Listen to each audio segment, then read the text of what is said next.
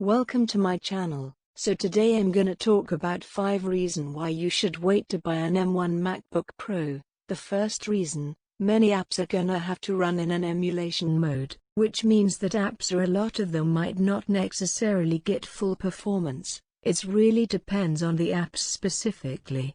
Apple did mention that in Rosetta 2, which is the emulator that will make applications that were designed for the Intel architecture works underneath their new technology with that M1 chip. A lot of these apps run well or maybe even better than they would have.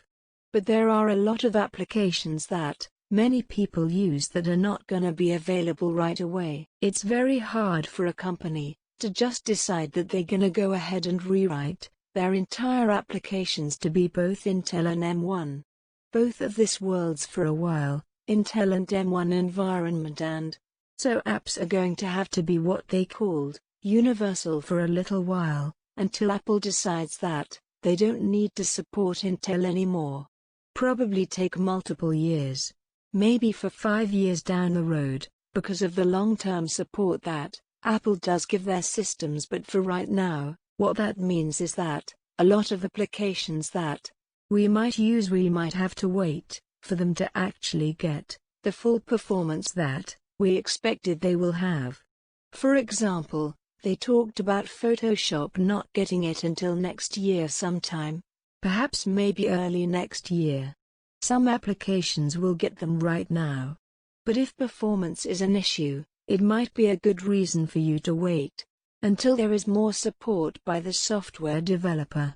Second reason is GPU betting between the lowest-end MacBook Air specifically. I was wondering on how are there going to be different levels performance, with different processor option for performance, RAM, and solid-state hard drive or hard drive space.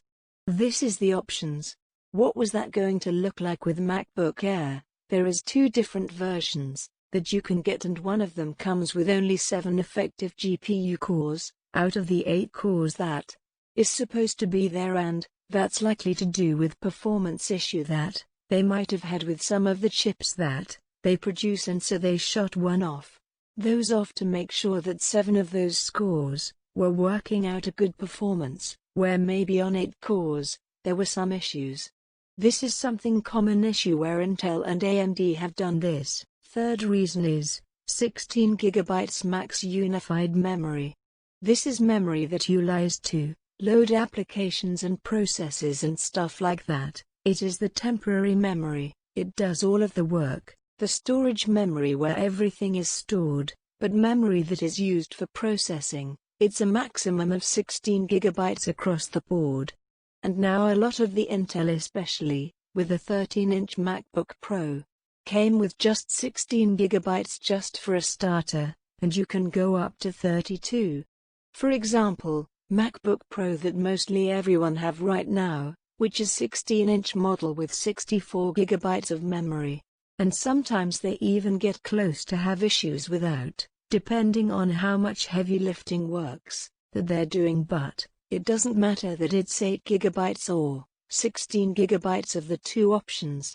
Applications are still going to require some memory, and it's just some opinions that applications that are gonna have to be run through an emulator in order to perform correctly in this new M1 environment gonna require a little bit more resources to run well. So 8 GB is impossible, but 16 GB might be possible, depending on how much what it is that you're doing.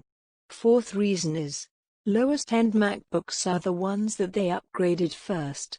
This is typical of Apple. We've seen this a lot before. They upgrade the lower end first. They do the upgrade the earlier versions, the slower versions of their devices first, and then a little while later they improve and upgrade the higher end versions, and that's why we didn't see a 16-inch MacBook Pro update yet.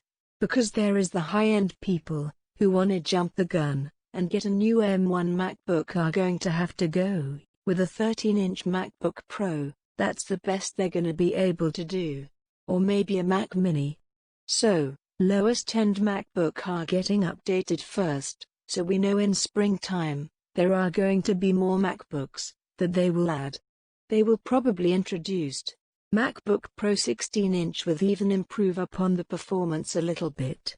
The last reason is first generation's woes. There's a lot first generation's woes in new technologies. For example, when Apple moved to Intel from their own PowerPC format that was available before.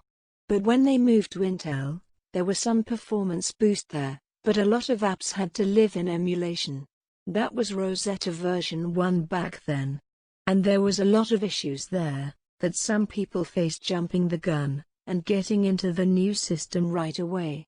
So in closing on this video, I do highly recommend that you take a step back and wait for a few moments. Let some people who review these devices, like popular channels out there, showcase their limitations that you might reach in certain situations. Don't forget to subscribe to this channel so you can get updates, and click that like button if you enjoy this video. Thank you so much for watching this video.